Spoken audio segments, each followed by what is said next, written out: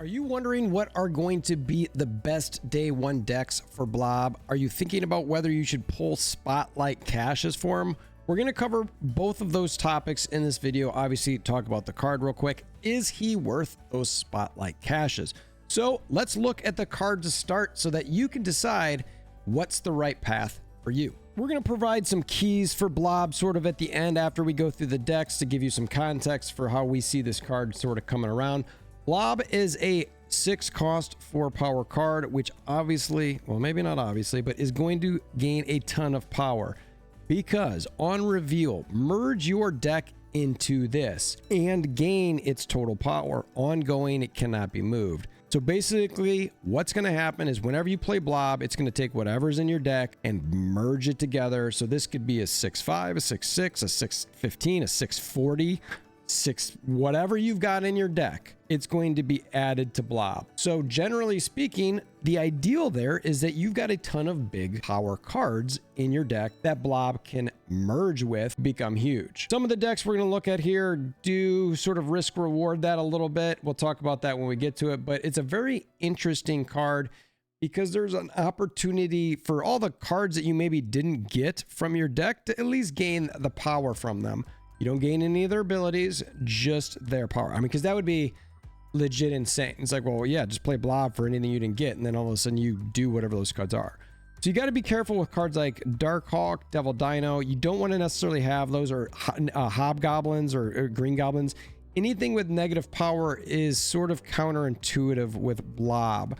You really want to have something that's got a higher power that can be merged into it. We're going to highlight 4 decks for you today, and I want to shout out, as always, Marvel Snap Zone. They have a great deck builder. I know that we've got the auto builder in game, but I like to play with this to sort of theory craft ahead of time. Sometimes I do it on stream, link in the description below. My schedule is pretty random, but I will be putting anytime, or I post anytime I'm going to stream on Discord or sometimes Twitter.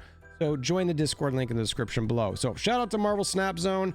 The first deck here, and one of the things I want to say generally speaking is for these decks, like I said, want big power and be okay with your hand potentially being as full as possible, because if your hand's full, then you're not drawing stuff, right? So there's some play there. So the first one we've got here is Hela Blob. Concept is basically your Hela deck. You've got your MODOK, your Invisible Woman, and your Hela and your Magic. So you're going to discard stuff. What's nice about Blob is that whatever you don't discard and Blob gets played onto the field, whether it's from the Hela or just you playing it in general, everything in your deck is going to go on the board. So there's some potential here to basically play all of your cards. If you're set up right to get it done right, I mean, it's just everything goes. So it's like keep Blob in hand, you get that MODOK Hela Blob, it's done. Just straight done. Now, Living Tribunal is probably a perfect substitute in here. I would probably sub in Living Tribunal over, say, maybe like a Morbius, because, I mean, how many points are you gonna get through Morbius versus maybe having some bad RNG with the location drops, with what you're planning for as far as where the power goes. Also, something to remember is Goliath now really sort of screws over Invisible Woman. So if you hide stuff behind Invisible Woman and somebody's got Goliath, you're done. It's not going to work. It's going to be terrible for you. So all your cards are going to go away. And Cosmo's not going to do anything to help prevent that. So it's a big time risk doing that, but it's something to think about. And again, Living Tribunal is something to help minimize that risk if you want. And it's a high powered card. Something to think about. Other things that you could potentially put in here is She-Hulk. She's a good, nice, strong powered card. It may be Sunspot if you think you're going to be skipping a bunch of turns and maybe not playing cards or anything like that. But I like everything you got here. And one of the things that you want to think about here is Iron Lad. Now, Iron Lad is in here to potentially maybe play on 6. If you have pulled your Hela and you know you can put Hela behind Invisible Woman, and it's, or you've already put your Hela behind Invisible Woman on turn 6 and you play Iron Lad on 7. Basically that way you can, if you haven't pulled your MODOK, you're like, all right, well now I'm going to use that for my MODOK. It's fine. So we'll see how this shakes out. You could also take out Magic because you don't want a lot of turns with the Blob. But again, whatever card that you haven't drawn because you're Blob, you're able to pull onto the board. So I really like that a lot. And then everything else is just big cards. Death, Infinite, Giganto, Magneto. Everything. Black Cat just auto discards. It's a nice decent card that you could put out there. You know, obviously you don't want to put Destroyer or anything like that into a deck like this, but I'm a fan of this one. I'm definitely going to try this one out. It's going to be one of my first decks I try. One of my favorite ones is at the end that I'll share with you that I think I'm really looking forward to as well. All right, the next one. I've mentioned this in some of the other videos when talking about Blob Jane Jaw. If you're not familiar with the way Jane Jaw works, it's basically a Lockjaw deck. You try to feed in your zeros into Lockjaw to pull in your bigger cards later. So you've got Thor, you've got Wasp, and then you've got Jane Foster to pull in those zeros into your hand so you can feed them into Lockjaw. And then we've got Armor for potentially more power, Okoye to give power to all the cards that you've got in your deck, because depending on the number of cards you've got in there, that's 1, 2, 3, 4, 5 more power for Blob if you play it. So that's something to definitely consider. The rest is big. She-Hulk, Giganto, Doom to get 15 points on the board. You spread it out a little bit. And then Infinite through the Lockjaw. Sunspot you've got just to help, maybe you're skipping turns, you want to fill that out, you could definitely take that out. Already mentioned Thor and Okoye. I've got a potential alternates here. Okoye take out, Sunspot maybe take out, maybe bring in Magneto, Death. Those are other big cards you might want to swap in. You swap in too many big cards for low cards and you're not going to be able to feed Lockjaw very well. So you got to balance that. You could also consider maybe doing something like a Yellow Jacket, but I don't really necessarily love that. It could cost you a little bit. In any sort of one cost cards to throw out there. I mean, you could use Martyr. Martyr is a 1/4 feeding to Lockjaw or getting eaten up by Blob. It's actually not that bad of an option. So that's what I got here. The other thing I want to mention with this deck is the high risk, high reward situation is if you feed Wasp into Lockjaw on say turn 4, it might just suck in everything, because say it pulls in Blob, you feed Wasp into Lockjaw, it pulls out Blob, it takes away your entire deck. I believe that's how it's going to work. You've got a gigantic Blob, but you've got no more cards to draw. So you're sitting there with whatever you've got in your hand, and you've got to play that, is what it is. And you might be exposed to a Shang-Chi for that Blob just to get taken out late in the game. I don't know. So that one worries me about this deck a little bit, but I think it's still a solid deck nonetheless. All right, next up, we've got Thanos Blobasaur.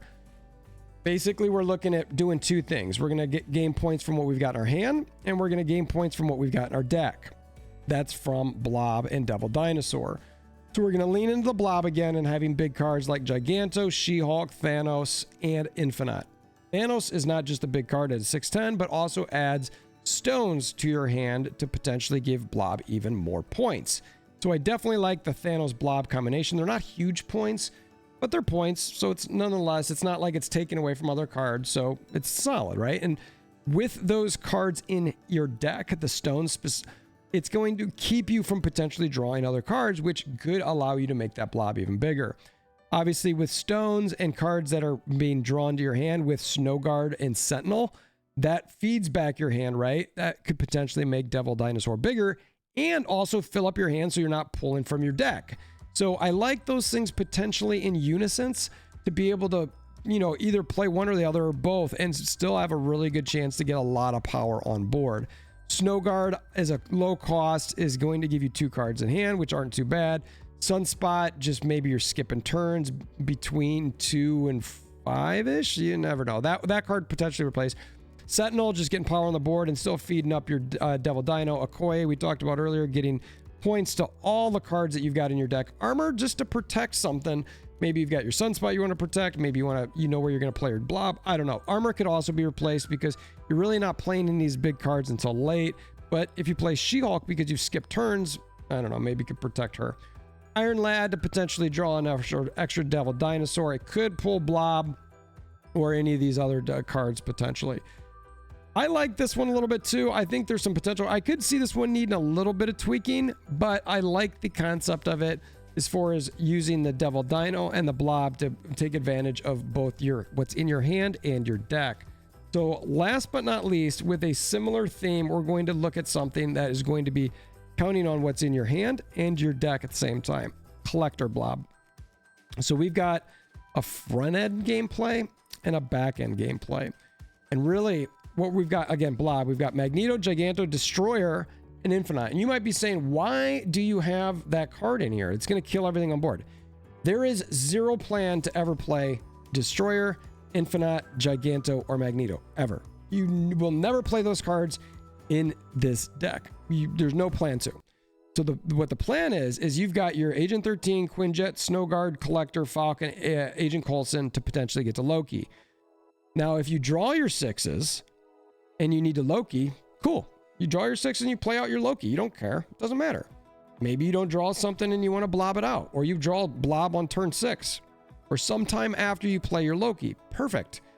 You've done some damage with your Collector. You've got Loki play. You've got low cost cards. Then you come down and hammer in your Blob somewhere.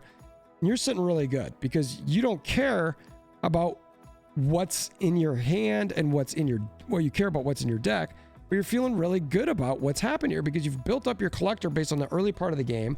You've used Loki right around that mid-game point to get some potential cheap cards.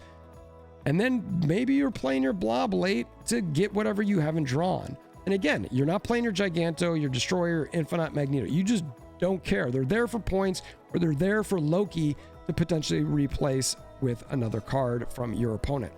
I love this deck. Honestly, this is the deck that I think I'm going to play the most start. I want to see how this does. Collector Loki is still really strong. I think Blob could fit in here really well, and you could get some really, really sick points. So let me know what your thoughts are. I talked about, for this specific deck, I talked about some, keys with Blob. What I'm going to talk about is, remember, the less you draw, the better. It's going to be hard. It's almost like you want to Black Widow yourself a little bit. That sounds ridiculous, I know, but I'm just saying you want to keep the things in your deck as much as you can. So find ways to keep your hand full. This is obviously a way to do it. Loki, you almost always have your hand full. Agent 13, Snowguard, Coulson, Falcon. It's going to be feeding your cards back. I didn't mention, but cards take out Magneto, Destroyer, throw in Beast, Nico, or Death. Similar type of concepts. I think this type of thing is what you want to do. Use big cards to feed from your deck for Blob. Those are our biggest keys. Last but not least, do you want to save for Blob? Well, clearly for me, I am saying, let's expand this out a little bit. Save for Blob. Yes, I like Blob. I think it's great. I'm hoping to get Blob and Living Tribunal this week. I think they're, it's crazy I don't have Living Tribunal yet, but I don't. So, and even the Ravonna Renslayer variant I like, so I'm a big fan. So I think Blob is a save for. I think it's absolute, and if you've not seen this graphic before, I basically rank all the spotlights, whether it's save for, solid, good niche, easy skip. I'm a fan of Blob. I just think he's going to be pretty good. I think some of the decks that I mentioned I'm most excited about are going to play into some really, really fun opportunities with him. And again, I think Living Tribunal can really go hand in hand. I didn't mention that enough in this video. That's why if you stay to the end, you get special treats, right?